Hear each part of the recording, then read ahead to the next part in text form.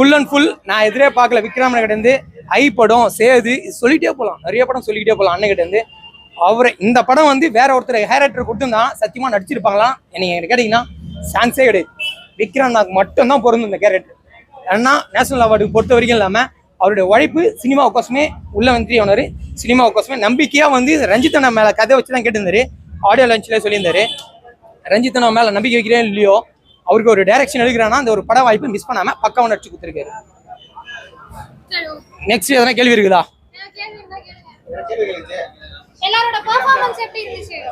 அதுதான் நானும் சொல்லிட்டேனே.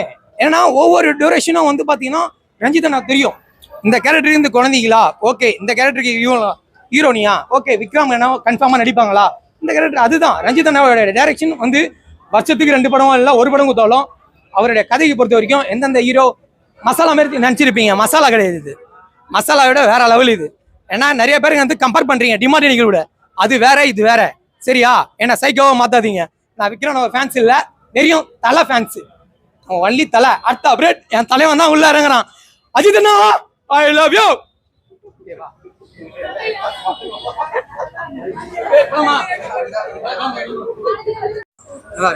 கண்டிப்பா நேஷனல் அவார்டு கண்டிப்பா வாங்கிடும். நான் அந்த அளவுக்கு தரமா பண்ணியிருக்காரு பா ரஞ்சித். அவர் பழைய படங்கள்லாம் பார்த்துருக்கேன், ஆனா இது ரொம்ப வித்தியாசமா இருக்கு. அது இது வரைக்கும் அவர் பண்ணாத டைரக்ஷன் மாதிரி தான் இருக்கு. ரொம்ப நல்லா இருக்கு. நான் படம் கிளைமேக்ஸ்ண்ணா கடைசி சீன்ல அவர் தங்கத்தை அப்படி வெளில எடுத்துட்டு வரும்போது அப்படியே புல் அடிச்சிச்சுண்ணா. எல்லாரும் போய் பாருங்க, படம் நல்லா இருக்கு. ஃபேமிலியா படம் வேற லெவல்ண்ணே. படம் செம்ம மாசா இருக்கு, நினைச்ச மாதிரியே நல்லா இருக்கு. வந்திருக்குண்ணே படம் செம்ம. படம் சூப்பரா இருந்துச்சுங்க. என்ன சீன் உங்களுக்கு ரொம்ப பிடிச்சிருந்தது? விக்ரம் கிட்ட இருந்து என்ன உள்ள போனீங்க? விக்ரம் வந்துட்டு ஆக்டிங் நல்லா எதிர்பார்த்ததான், எதிர்பார்த்தோட பயங்கரமா பண்ணியிருக்காரு.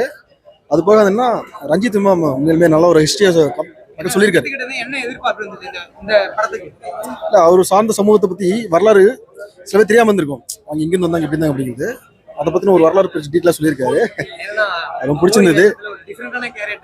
அதே மாதிரி பாறையில நிறைய பேர் இந்த ஃபைட் சீன்லாம் பண்ணும்போது ஆமா ரொம்ப ஹார்ட் ஒர்க் பண்ணிருக்காங்க. எல்லாருமே ரொம்ப கஷ்டப்பட்டிருக்காங்க. அது பார்க்கும்போது தெரியுது. ஆமா விக்ரம் ரொம்ப கஷ்டப்பட்டிருக்காரு. இந்த பார்க்கும்போது நல்லா தெரியுது. கண்டிப்பா ஒரு நல்ல ஒரு அவார்டு.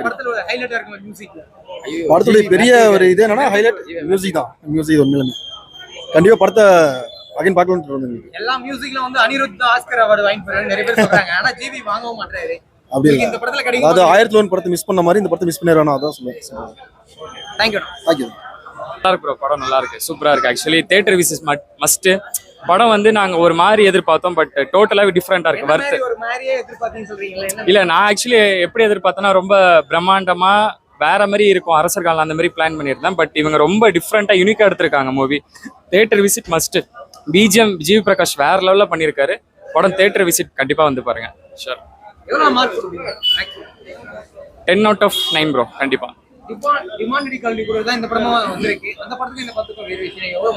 இல்ல ப்ரோ, கண்டிப்பா ஆக்சுவலி அதை நான் இன்னும் பார்க்கல. கண்டிப்பா அது நல்லா இருக்கும், I hope so. But theatre விசிட்னு சொல்றதையும் தாண்டி தமிழ் சினிமாவில் இந்த மாதிரி ஒரு படம் ரொம்ப நாளுக்கு அப்புறம் ரொம்ப பெஸ்ட்டாக எடுத்திருக்காங்க. அதுக்காக கண்டிப்பா theatre visit must. Okay, thank you. Highlight எப்படினா தியேட்டர்ல எப்படி எஃபெக்டிவ் உங்களுக்கு எப்படி இருந்துது? விக்ரம் நடிப்பு மட்டும் தான், ஜிவியோட மியூசிக் பக்காவா இருக்கு, பிஜிஎம்லாம் சூப்பரா இருக்கு. ஓகே, நல்லா இருந்துச்சு ப்ரோ. நல்லா இருந்துதா? என்ன எதிர்பார்த்து உள்ள போனீங்க ஸ்கிரீன்ல? அப்படிலாம் இல்லை ப்ரோ, சும்மா எல்லா படமும் வருவோம். சும்மா நார்மலா போய் எதிர்பார்த்தா நல்லா இருந்துச்சு. விக்ரம் நல்லா இருந்துச்சு ப்ரோ. நம்ம ஃபேமிலி மொத்தம் வந்து தியேட்டர்லயே வந்து பாருங்க. ஏன்னா வெற்றி தியேட்டர்ல பிஜிஎம் அலறுது. நான் உள்ளுக்குள்ள போகும்போது சத்தியமா இந்த படம்லாம் விக்ரம்லாக தான் அப்படின்னு சோகமா தான் உள்ள போனேன். பைத்தியம் மாதிரி உள்ள போகும்போது வெளியெல்லாம் பூஸ்ட் பம்ப்ஸ்லாம் வேற லெவலு. ஏன்னா மாளவிகாக்கா உங்களை பார்த்தோன்னே அப்படியே மடங்கி கீழே வீண்டுங்க. அது மாதிரி கேரக்டர் இருக்கேன் நீங்க. அப்படியே உங்களை ரொம்ப லவ் பண்றேன் நான் சத்தியமா. இன்னும் ரொம்ப நாள் சென்று ஸ்கிரீன்ல வந்து பிஜிஎம் அலற விட்டீங்க எல்லாருமே. ரஞ்சித் அண்ணா ஒவ்வொரு கேரக்டருக்கும் அசராம கேரக்டர் பொறுத்த வரைக்கும் செம்ம கேரக்டர் கொடுத்துருக்கீங்க. அவங்களும் அவார்டு தான். எல்லாருக்குமே இந்த டீமுக்கு ரொம்ப நன்றி நான் தெரிவிக்கிறேன். ஏன்னா வேற எதுலயும் ரொம்ப மொக்க பண்ணிட்டீங்கன்னா சத்தியமா நீங்க மொக்க பண்ற இந்த படத்தை வந்து ஒரே வார்த்தையில் தான் சொல்ல முடியும், தா. அவ்வளவுதான். இந்த படத்தை எவன் மொக்கன்னு சொல்றானோ தா, அவ்வளவுதான். ஓகேங்களா? எல்லாருமே ஆடியன்ஸ் எல்லாருமே இந்த படத்துக்கு அவார்டு வாங்கணும், நேஷனல் அவார்டு. அதே மாதிரி அனிருத் எல்லா அவார்டையும் வாங்கிட்டு போறாரு.